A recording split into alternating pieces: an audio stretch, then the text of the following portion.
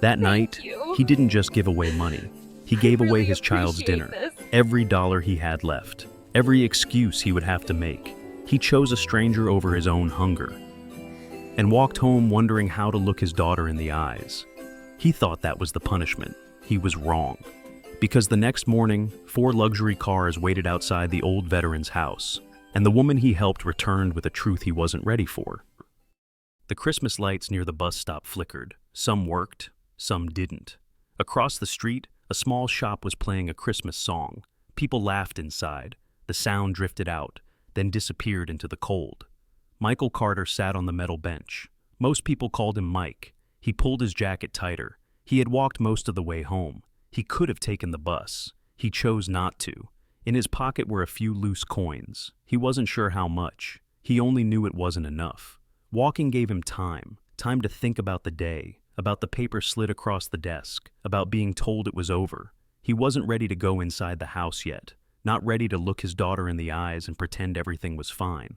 So he stopped here, the bus stop he usually got off at. He stared at the ground near his boots. Someone sat down beside him. He didn't look right away. He heard paper moving, money being counted, slowly, carefully, once, then again. "Excuse me," the woman said. Her voice shook. "Do you have any change? I'm short for the bus." Mike turned toward her. She looked tired, late 30s, maybe, worn jeans, a thin jacket. There were tear marks on her cheeks. On her wrist was a cheap paper bracelet with a smiling Santa on it. Something tightened in Mike's chest. He had seen that look before, in mirrors, on long nights. He reached into his pocket. The coins were cold in his hand. Not many. Not enough for much of anything. He thought about food, about the next few days, about Emily and Christmas coming too fast. He looked at the coins for a moment, then he held out his hand. "Take it," he said. The woman froze. "No, I just need—" "Take all of it," Mike said. "It's okay." Her hands trembled as she took the money. "Thank you," she said. Tears spilled over. "I'll pay you back. I promise." Mike nodded. The bus pulled up. The doors opened. She stepped inside. Before they closed, she looked back at him once more. Then the bus was gone. Mike stayed on the bench. The wind felt colder now. Above him, the Christmas lights kept flickering. Across the street, the song kept playing. He stood up and walked the rest of the way home. Near the old wooden fence, someone stood on the porch. Henry Walker. He wasn't waiting in any obvious way. He was just there. Beside him sat Ranger, the German shepherd. Calm, still. Henry glanced at Mike, then toward the bus stop. He didn't ask anything. He opened the door wider. "Come on in," he said. Inside, the house smelled like old coffee and pine. On the shelf was a small plastic Christmas tree, a little crooked, decorated carefully. Emily was asleep on the couch, curled around her stuffed bear. Mike stopped and watched her breathe. She had been staying here for a few days. Mike's work hours had been long. He didn't want her alone at night. He had told Henry it was temporary, just a few days. Henry Joel poured coffee, set a mug in front of Mike. Ranger lay down near the table, head on his paws. "I lost my job today," Mike said. Henry nodded. He waited. Mike explained. The setup, the accusation, the lies. He kept his voice even. His hands did not. "When I walked out," Mike said, "I didn't know where to go." Henry looked at him. "Have there been nights when Emily had to eat less?" he asked. Mike was quiet. "Yes." Henry nodded. That was all. The coffee cooled. "I'm gonna keep thinking," Mike said softly. "After Christmas, things might get better." Henry rested his hand on the table, not touching Mike. "You've been carrying a lot," he said. Mike lowered his head. Later, Mike sat alone in the kitchen. The house was quiet. Emily slept peacefully in the next room. Outside, Christmas lights blinked on and off. Near the door, Ranger lay still, watching, as he always did. Mike didn't know what tomorrow would bring, but tonight, he wasn't alone. The house stayed quiet that night. Not a perfect kind of quiet, just the kind you get when everyone is tired. A small lamp glowed in the kitchen. The light was soft. The corners of the room stayed dim. Henry Walker sat at the table with a mug of coffee. He wasn't doing much, just sitting the way some men sit when they've learned not to rush anything. Ranger lay near the doorway, head on his paws, breathing slow. Mike Carter stood by the sink. He rinsed a cup, then rinsed it again. like his hands needed something to do. He kept thinking about the bus stop, about the woman's shaking hands, about the coins leaving his palm. He didn't regret it, not exactly, but his mind kept returning to the same problem, tomorrow morning, and the morning after that. In the living room, the small Christmas tree leaned a little to the left. It was old. A few ornaments hung on it carefully. Emily had done that, every ornament spaced out, as if she was trying to make the tree look full. Mike watched it from the kitchen doorway. He thought about how kids could believe in something even when the adults couldn't. Henry didn't ask questions. He never did when a question would make things heavier. He simply said, "Coffee's still warm." Mike nodded. He sat down across from Henry. The coffee smelled like plain mornings, the kind you had before work, back when work still existed. Mike stared into the mug for a long time. "Henry," he said, "you ever get tired of being the steady one?" Henry didn't answer right away. He looked past Mike, toward the living room, toward the tree. Then he said, "Some nights you don't get to choose." That was all.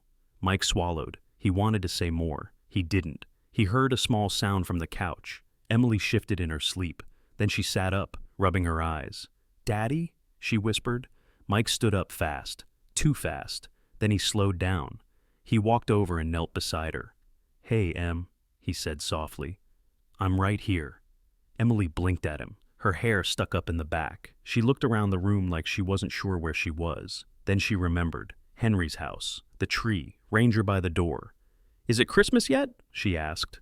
Mike felt his chest tighten, not because of the question, because of what the question carried. "Not yet," he said. "Almost." Emily looked at the tree, then back at Mike. "Do you think Santa can still find me here?" she asked. Mike forced a small smile. "Santa's pretty good at finding kids," he said. Emily nodded, satisfied for a moment. Then her voice got quieter. "Daddy, do we have to go back to our apartment?" she asked. Mike paused. He could have said, "Of course." He could have pretended the world was simple. Instead, he said, "We'll figure it out." Emily studied his face. "Kids notice when you're careful." She pulled her blanket higher. "Last year," she said, "you said Christmas was going to be better." Mike's throat went tight. "I did," he said. Emily hesitated. Then she asked the question she had been holding back. "Are we going to have dinner tomorrow?" she whispered. Mike's mouth opened. Nothing came out. He could hear Henry's chair shift behind him, but Henry didn't step in. He didn't rescue Mike from the moment. He let Mike be her dad. Mike reached for Emily's hand. "We're going to eat," he said. "Okay, we are."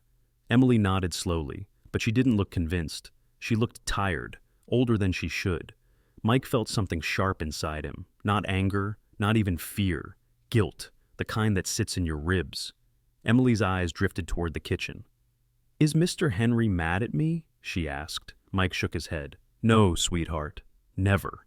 Emily looked toward Henry. Henry met her eyes, just for a second. "No one's mad," Henry said. His voice stayed calm, simple. Emily seemed to relax. She lay back down. Mike tucked the blanket around her. She held his wrist for a moment, not tight, just enough to make sure he didn't disappear. "Daddy," she said, "can we still do Christmas, even if it's small?" Mike swallowed hard. "Yeah," he said, "we can." Emily's eyes closed again. A minute later, her breathing slowed. She fell back asleep. Mike stayed kneeling beside the couch. He didn't move. Behind him, Henry spoke quietly. "You want her to feel safe," Henry said. Mike nodded without turning around. Henry didn't lecture. He didn't offer a plan. He only said, "You're doing that." Mike stared at Emily's sleeping face. "I don't want her to get used to this," he whispered. "This counting. This not knowing." Henry's voice stayed steady. "Kids don't get used to hunger," he said. "They remember who stayed with them." Mike sat back on his heels. He looked at the little tree again, at the careful ornaments. He thought about how many times Emily had been quiet when she should have been loud. He stood up slowly and went back to the kitchen. Henry poured a little more coffee into Mike's mug. Not because Mike asked, because Henry noticed. Ranger shifted once, then settled again. Mike sat down and rubbed his hands together. "I keep thinking," Mike said, "after Christmas, it'll be easier." Henry nodded. "Maybe," he said. "Maybe not." Mike looked up. Henry added, "But you'll still be here, and she'll still be here." Mike let that sit. Outside, a car passed down the road. Its tires made a soft sound on cold pavement. The neighbor's Christmas lights blinked through the window. Red, green, red, green. Mike stared at them until his eyes burned. He didn't know what tomorrow would bring. But for a few hours, Emily was warm. She was safe. And in this small kitchen, with a man who didn't talk too much, and a dog who stayed quiet, Mike could breathe. Not deeply, not freely, but enough. Morning came quietly. No bright sunrise, no magic. Just a pale light through the window. And a house that still felt warm from the night before. Mike woke up on the couch with his neck a little stiff. He blinked a few times, listening. The heater clicked. Somewhere in the kitchen, a kettle settled after boiling. He sat up slowly. On the shelf, the little Christmas tree leaned the same way it always did. A few ornaments hung on it, careful and spaced out. Emily's work. Ranger lifted his head from the floor. His ears moved once, then he lowered his head again. Mike stood and walked toward the window. Outside, the street looked normal at first. Quiet, a thin layer of frost on the yards. Then he saw the cars, 4 of them.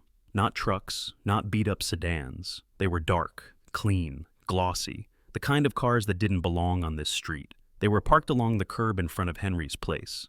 Even from the window, Mike could tell they were expensive. Nothing flashy, just high-end, like they had nothing to prove. Mike's stomach tightened. He stepped back from the window. Henry was already in the kitchen. He stood by the counter with his mug, calm, like he had heard the same world noises for a long time. "You see them?" Henry asked. Mike nodded. "What is that?" Mike said. Henry didn't answer. He didn't guess. He only said, "Stay steady." Mike took a breath. Behind him, a small voice yawned. Emily shuffled into the room in socks. Her hair was messy, her eyes still half asleep. "Morning," she said. Mike forced a smile. "Morning, Em." Emily noticed the quiet first. Then she noticed Mike's face. She walked to the window, looked out. Her eyes widened. "Are those for us?" she asked. Mike let out a small breath. "I don't know," he said. Emily turned to Henry. "Mr. Henry," she whispered, "did Santa bring cars?" Henry's mouth moved like he almost smiled. Almost. "Not Santa," Henry said. "Just people." Emily blinked, trying to understand. Mike put a gentle hand on her shoulder. "Go sit for a second," he said. "I'll be right here." Emily hesitated. Then she nodded and went to the couch. Ranger stood up. He walked to the doorway and looked toward the porch, still calm, but alert. Then there was a knock, not loud, just certain. Mike's heart started to pound anyway. Henry didn't rush. He didn't look nervous. He walked to the door and opened it. Cold air slid inside. A woman stood on the porch. Mike recognized her immediately. It was the same woman from the bus stop, but she didn't look like the bus stop. No thin jacket, no shaking hands. She wore a dark coat that fit her well. Her hair was neat. Her face was calm, not cold, just controlled. Behind her, a man in a suit stood a few steps back. Another woman, also in a suit, held a folder close to her chest. They weren't acting tough. They were simply prepared. The woman looked past Henry and met Mike's eyes. "Michael Carter," she said. Mike froze.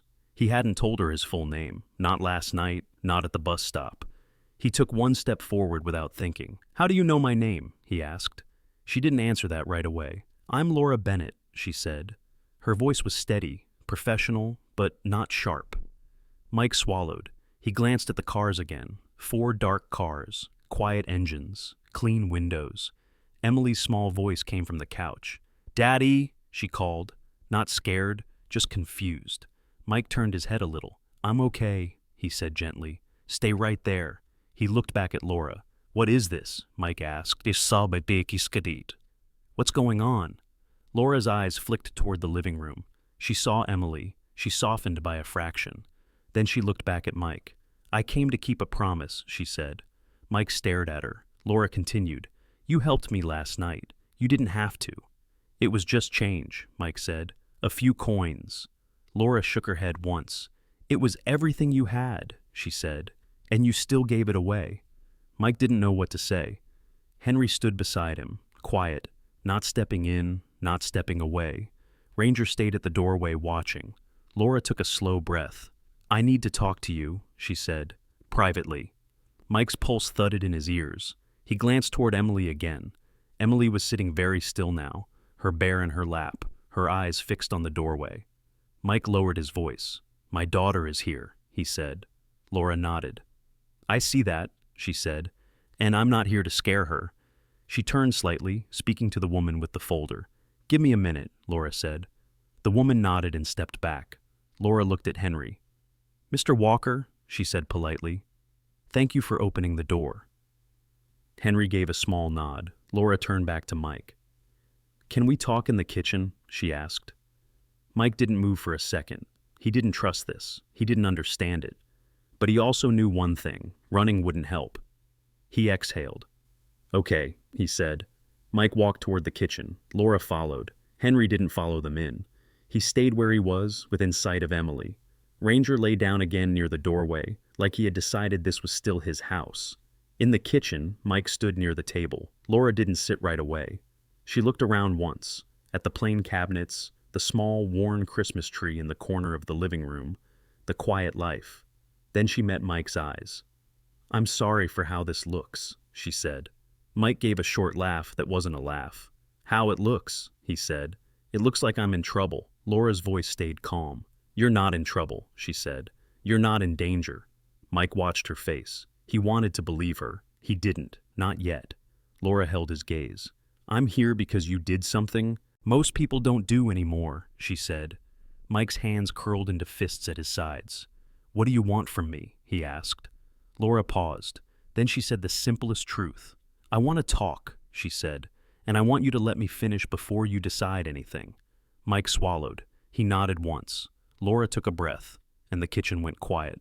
The kitchen felt smaller with Laura Bennett in it, not because she was loud, she wasn't, but because she carried a kind of quiet control, like she was used to rooms listening when she spoke. Mike stood near the table. He kept his hands at his sides. He didn't sit. Laura didn't sit either, not right away. She looked at him the way people look when they want to be careful with the truth.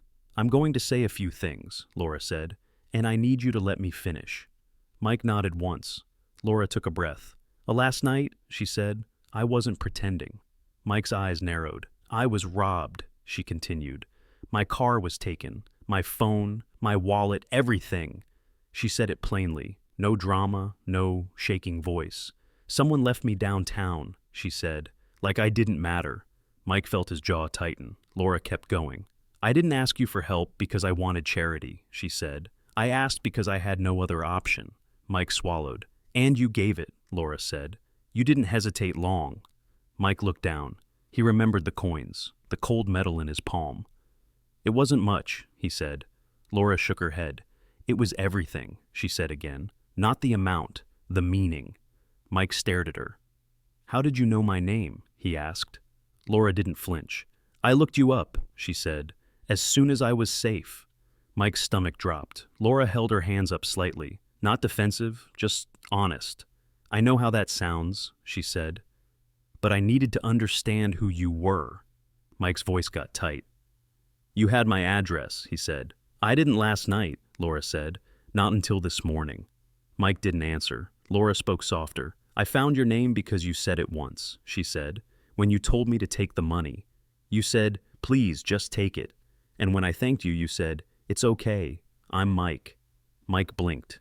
He barely remembered saying it, but he could believe it. Laura continued.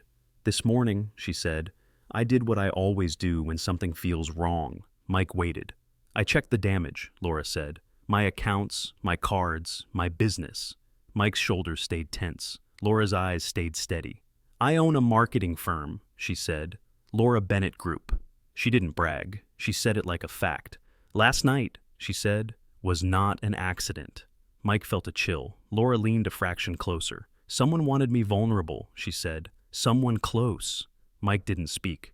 "I don't know yet who," Laura said, "but I know this." She paused. "I got lucky," she said, "because you were there."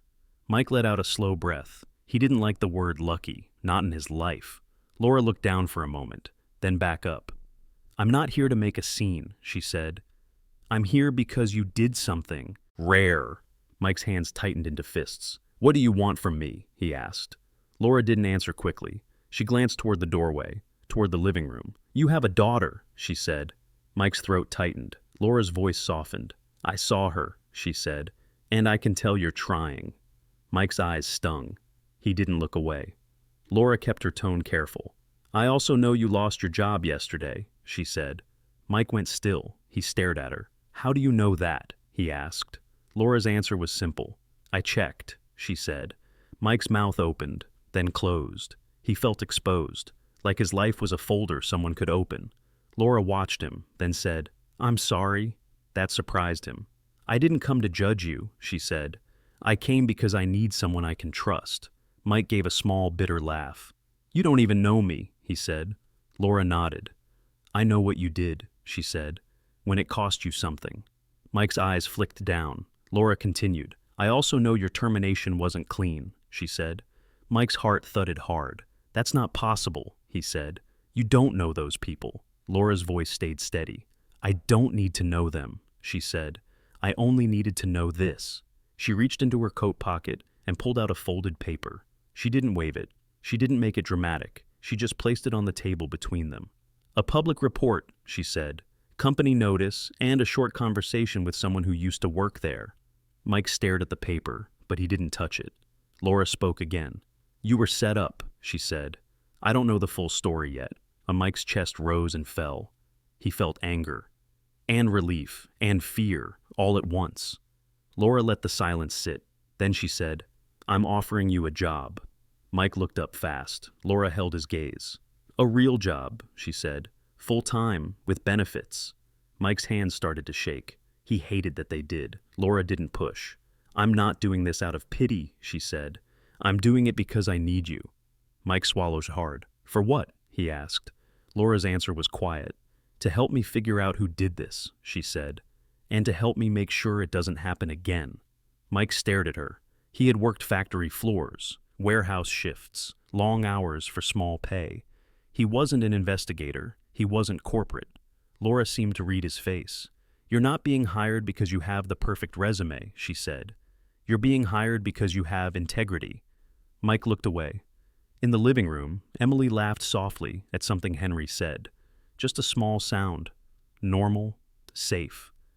It made Mike's throat tighten. Laura's voice stayed gentle. "You don't have to answer right now," she said. Mike looked back at her.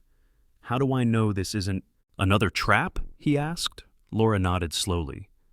"That's fair," she said. She paused. Then she said, "Because I'm telling you the truth." Mike didn't respond. Laura added, "And because I'm willing to put it in writing." Mike stared at the paper on the table, then at Laura's face. He wanted to say yes. He wanted to run. He didn't know which feeling was stronger. Laura took a small step back. "I'll give you time," she said. "Today." Mike's voice came out rough. "Why?" he asked. Laura's eyes held his. "Because you gave me time," she said, "when you didn't have any to spare." The kitchen went quiet again. Mike stood there, staring at the table, staring at the choice. And in the next room, his daughter's small laugh drifted through the doorway, a reminder of what was at stake. Mike didn't answer Laura right away. He walked out of the kitchen and into the living room. Emily was sitting on the couch with her bear. Henry sat in his chair, quiet and steady. Ranger lay on the rug like he belonged to the house, because he did. Emily looked up at Mike. "Daddy," she said softly, "who is that lady?" Mike knelt beside her. "She's someone I helped last night," he said. "That's all." Emily frowned, trying to make sense of it. "Is she mad?" Emily asked. Mike shook his head. "No," he said. "She's not mad." Emily nodded. Then she asked the question kids ask when they feel the air change. "Are we okay?" she whispered. Mike swallowed. He looked at his daughter's face, her wide eyes, the way she held her bear like it was a shield. He forced his voice to stay calm. "We're okay," he said. "We're safe." Emily held his gaze for a second longer. Then she leaned back into the couch. Henry didn't speak. He didn't need to. Mike stood and stepped onto the porch for a moment. Cold air hit his face. The 4 black cars sat quiet by the curb. Engines off, windows dark. A man in a suit stood near the far car, hands folded in front of him. Not threatening, just waiting. Mike looked up at the winter sky, pale, still. He thought about the last 24 hours. A bench, loose coins, a stranger's shaking hands. And now this, a job offer that didn't feel real. He heard the screen door open behind him. Henry stepped onto the porch, not close, just near. Henry didn't look at the cars for long. He looked at Mike. "You don't have to decide fast," Henry said. Mike let out a breath that sounded rough. "I'm scared," he admitted. Henry nodded. "That makes sense," he said. Mike stared at the steps. "I keep thinking it's another trap," he said. "Like yesterday." Henry's voice stayed even. "Yesterday was people trying to take from you," he said. "Today might be someone trying to give something back." Mike shook his head. "It doesn't work like that," he said. Henry didn't argue. He only said, "Sometimes it does." Mike stood there a moment longer, then he went back inside. Laura was still in the kitchen, standing, waiting. When Mike walked in, she didn't speak first. She let him speak. Mike's voice came out low. "If I say yes," he said, "my daughter comes first." Laura nodded. "Of course," she said. "I can't be gone all night," Mike said. "I can't be swallowed by it." Laura listened. Mike continued. "I don't have fancy clothes," he said. "I don't have a degree. I don't know your world." Laura didn't smile. She didn't reassure him with empty words. She said, "That's fine." Mike blinked. Laura added, "I'm not hiring a suit," she said. "I'm hiring a person." Mike's hands loosened a little. He glanced at the paper on the table, the offer. "Will it be in writing?" Mike asked. Laura's eyes softened slightly. "Yes," she said. "Everything." Mike nodded. He took a breath. "Okay," he said. "I'll do it." Laura didn't celebrate. She didn't act like she had won. She simply nodded once. "Thank you," she said. Then she said, "We'll keep it simple." She stepped toward the doorway and looked into the living room. Emily was watching, quiet as a mouse. Laura lowered herself to Emily's height, not too close, not too fast. "Hi," Laura said gently. "My name is Laura." Emily held her bear tighter. "Hi," Emily said. Laura smiled, small and careful. "I'm not here to take your dad away," Laura said. "I'm here because your dad helped me." Emily looked up at Mike, checking. Mike gave her a small nod. Emily looked back at Laura. "Okay," Emily said, like she was practicing being brave. Laura glanced at Henry. "Thank you," she said again, polite. Henry nodded. Laura turned back to Mike. "I'll have someone bring the paperwork later today," she said. "You'll start after the holiday." Mike frowned. "I can start tomorrow," he said before he could stop himself. Laura's eyebrows lifted slightly. "You sure?" she asked. Mike glanced at Emily. He thought about breakfast, about coins, about the way she had asked, "Are we going to have dinner tomorrow?" "I'm sure," he said. Laura nodded. "Then tomorrow," she said. She stood, adjusted her coat, and moved toward the door. The suited people outside shifted, ready. Before she stepped out, Laura paused. She looked at Mike. "One more thing," she said. Mike waited. Laura spoke quietly. "What happened to you at your last job?" she said. "I'm going to look into it." Mike's throat tightened. "You don't have to," he said. Laura's voice stayed steady. "I want to," she said. "No one should lose everything because someone lied." Mike didn't trust his voice. He only nodded. Laura left. The door closed behind her. A minute later, the cars pulled away. One by one, quiet, smooth, the street returned to normal. Emily let out a small breath like she had been holding it the whole time. "That was weird," she said. Mike almost laughed. "Yeah," he said. "It was." Henry stood by the table, watching Mike like a man watching weather. "You did good," Henry said. Mike shook his head. "I don't know what I did," he said. Henry's answer was simple. "You didn't run," he said. Mike looked down at Emily. She had already relaxed again, bare in her lap, safe. Mike felt something in his chest loosen, not all the way, but enough. That night, Henry made stew, nothing fancy. They ate at the same table. Emily talked about the ornaments on the tree. Ranger rested his head near Henry's boot. Mike listened more than he spoke. At one point, Emily looked at him and said, "Daddy, does this mean Christmas is better?" Mike paused. He didn't promise the world. He just said the truth.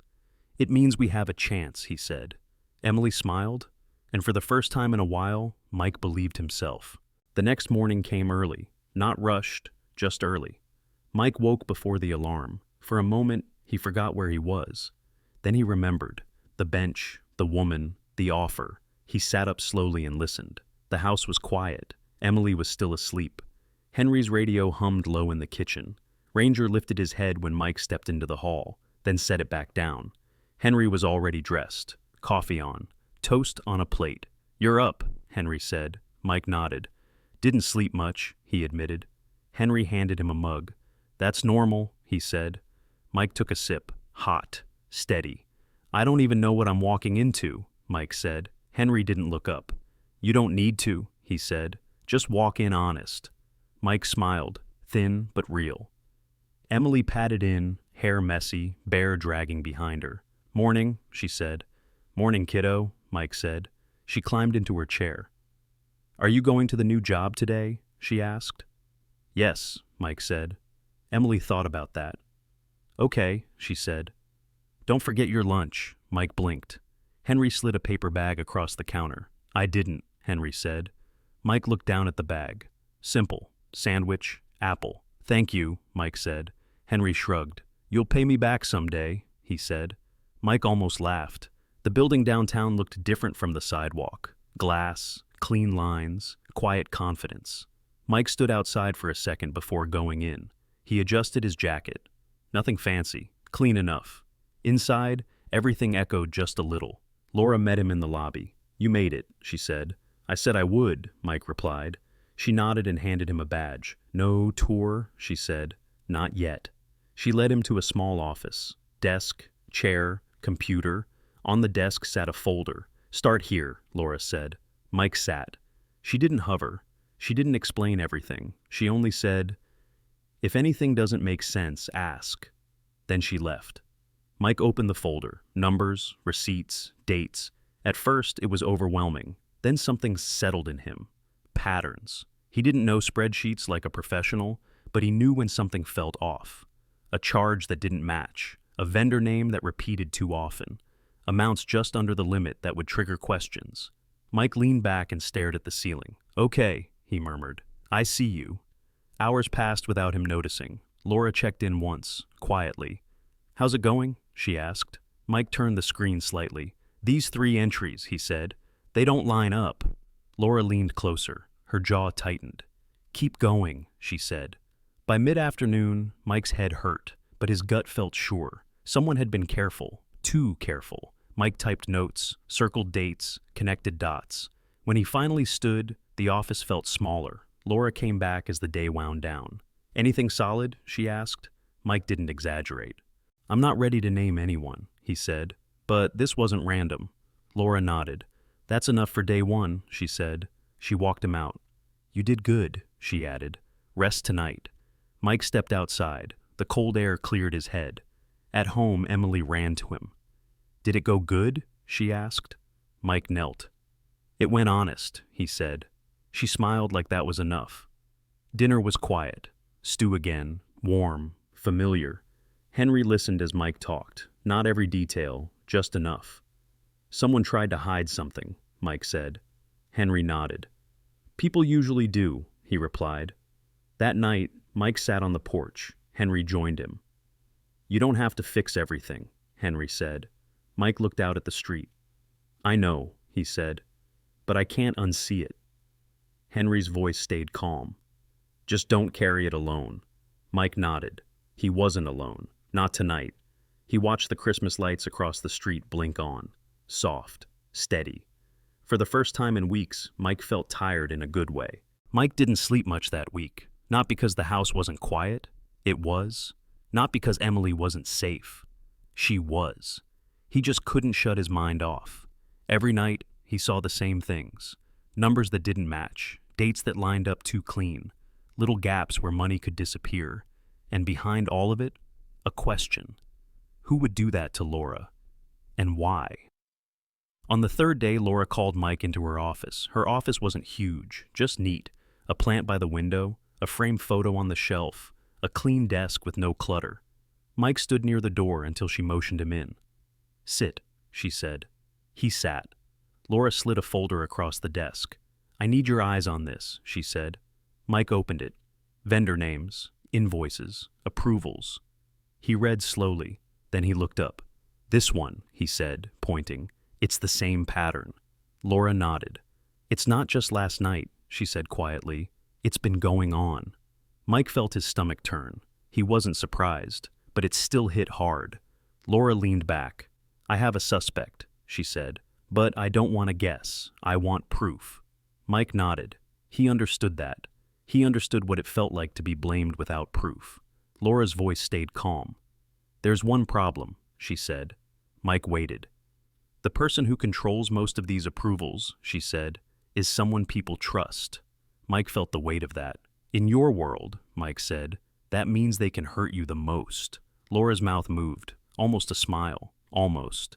"Yes," she said, "it does." She pointed to a document. "A meeting tomorrow," she said, "with our outside accountant." Mike scanned the page. He frowned. "This date is wrong," he said. Laura looked at him. "What do you mean?" she asked. Mike tapped the paper. "This invoice says it was approved on a Sunday," he said. "Your office isn't open Sundays." Laura's eyes narrowed. Mike continued. "And this one," he said, "has a signature that doesn't match the other signatures." Laura leaned forward. "You're sure?" she asked. Mike nodded. "I'm sure enough to ask questions," he said. Laura sat back. "Good," she said, "because tomorrow we do it carefully." The next day felt longer. Mike watched how people walked the halls, how they smiled, how they said good morning. He realized something. In a place like this, betrayal didn't look like anger. It looked like politeness. At lunch, Laura stopped by Mike's office. "You holding up?" she asked. Mike hesitated. Then he said the truth. "I keep thinking about Emily," he said. "If this goes bad, I can't lose this job."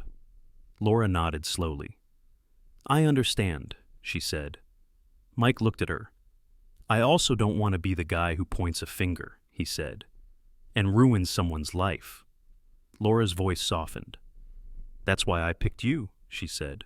Mike exhaled. Late afternoon, the accountant arrived. A gray-haired man with a quiet manner, professional, careful. He sat with Laura in the conference room. Mike sat a little to the side, not like a hero, just like someone taking notes. Laura laid out the documents, calm, straight. The accountant studied them. Then he asked for a few more records. Laura nodded. A staff member brought them in. Mike watched the staff member, not accusing, just noticing. The way she avoided Laura's eyes, the way her hands moved too fast. The accountant cleared his throat. "These vendor accounts," he said, "need to be verified." Laura didn't flinch. "I agree," she said. The staff member's face tightened for a second. Just a second. Mike spoke, careful. "Can we see who created the vendor profiles?" he asked. The room got quiet. Laura turned her head slowly. "That's a fair question," she said. The staff member swallowed. "I can pull that," she said quickly. Laura's eyes stayed steady. "Please do," she said. Minutes later, the records appeared on the screen. Names, dates, user IDs. Mike leaned closer. He pointed. "This one," he said quietly. The vendor profile had been created under the staff member's login. The room went still. The accountant didn't raise his voice. He didn't accuse. He simply said, "We should involve legal counsel." The staff member stood up so fast her chair scraped the floor. "This is ridiculous," she snapped. "You're blaming me for—" Laura's voice stayed calm. "No one's blaming you," she said. "We're reading the records." The staff member's eyes flicked toward the door. Mike's heart thudded. It wasn't fear, it was recognition. He had seen that look before, the look of someone caught. Laura pressed a button on the phone. "Richard," she said into the receiver, "please come in." A moment later, a man stepped into the room. Older, sharp-eyed, quiet. He didn't threaten. He didn't posture. He simply stood behind Laura's chair. The staff member's shoulders sank. She looked at the screen again. Then she looked at Mike. Her eyes burned with hate. "You!" she hissed.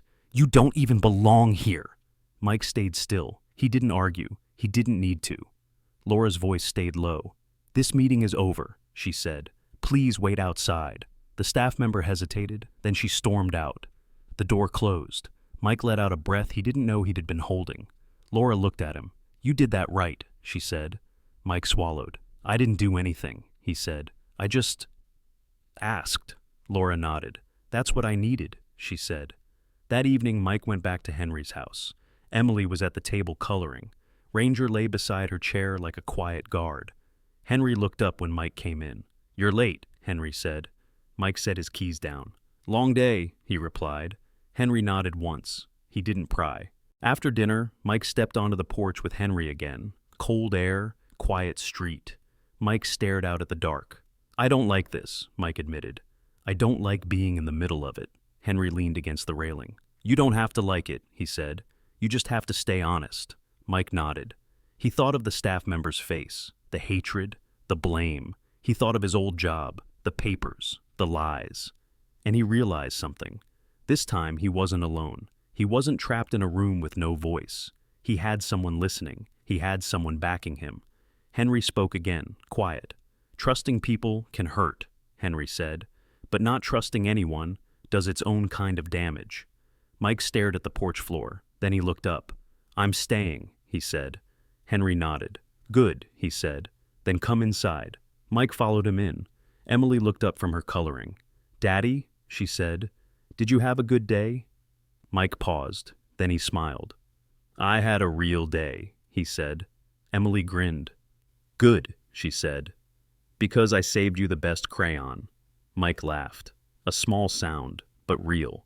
And for the first time, the future didn't feel like a cliff. It felt like a road. The week ended quietly. No sirens, no shouting, no headlines, just paperwork, phone calls, and truth finally put in the right order. The investigation moved forward without drama. Legal handled what needed to be handled. Accounts were frozen, records corrected. Mike didn't sit in those rooms. He didn't need to. His part was done the way he had done everything else, carefully, honestly, without raising his voice. One afternoon, Laura stopped by his office. She didn't close the door. She leaned against the frame, relaxed for the first time since he'd known her. "It's over," she said. Mike looked up. "All of it?" he asked. Laura nodded. "They confessed," she said. "Not right away, but eventually." Mike exhaled slowly. He hadn't realized how much weight he was carrying until it lifted. Laura stepped inside. "I want you to know something," she said. Mike waited. "I've run this company for a long time," she said. "I've met a lot of smart people, a lot of talented people." She paused. "But character," she said, "that's harder to find." Mike shifted in his chair. "I just did what made sense," he said. Laura smiled. "That's usually how it works," she replied. She handed him a new envelope. Mike frowned. "What's this?" he asked. Laura answered simply.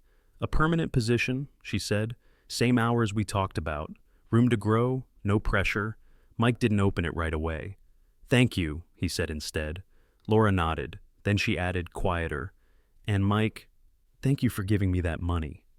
Mike shook his head. "It was just a few dollars," he said. Laura met his eyes.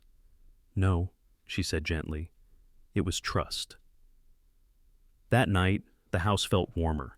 Henry had put on the old radio. Soft hymns played low, the kind you almost forget are there. Emily sat on the floor, carefully placing the last ornament on the small tree. Ranger lay nearby, eyes half closed. Mike stood back, watching. Henry joined him. "She's happy," Henry said. Mike nodded. "She is." Henry sipped his coffee. "Funny thing," he said, "how life turns." Mike smiled faintly. "I keep thinking about that bench," Mike said. "If I'd gotten up 1 minute earlier—" Henry shook his head. "Maybe you were exactly where you needed to be," he said. Mike didn't answer right away. The radio shifted into a familiar hymn, Amazing Grace, not loud, not forced, just there. Mike felt something tighten in his chest. He wasn't a man who talked much about faith. He didn't preach. He didn't pretend to have answers. But sitting there, watching his daughter hum along without knowing the words, he felt it. Not like thunder, more like a hand on his shoulder, a quiet reminder that he hadn't been alone, not on the bench, not in the kitchen, not in the office. Later that night, after Emily went to bed, Mike stepped outside. The sky was clear, stars sharp. Henry followed, moving at his own pace. They stood side by side. "You believe God listens?" Mike asked softly. Henry didn't answer fast. "I believe," he said, "that when people listen to each other, God's usually somewhere in the middle of it." Mike nodded. That made sense to him. On Christmas morning, Emily woke them before dawn. Santa came, she whispered loudly. They laughed. Pancakes burned a little, coffee was strong. Emily tore into her gifts. Nothing big, but enough. A scarf, a book, a small toy dog that looked nothing like Ranger. Henry watched from his chair, content. Mike caught his eye. "Thank you," Mike said quietly. Henry waved it off. "You'll do the same for someone else someday," he said. Later, as snow began to fall lightly, Mike took Emily for a walk. Just around the block, Christmas lights glowed in windows. Emily slipped her hand into his. "Daddy," she said, "are we going to be okay now?" Mike didn't promise riches. He didn't promise easy days. He knelt so they were eye to eye. "We already are," he said. She smiled and squeezed his hand. Back at the house, Mike paused at the door. He looked up at the sky again. He didn't say much, just a quiet thank you. Not for money, not for the job, but for the reminder that when you give what little you have, sometimes God finds a way to give you back something better. Not all at once, but enough. Enough to keep going. Enough to believe. Enough to come home.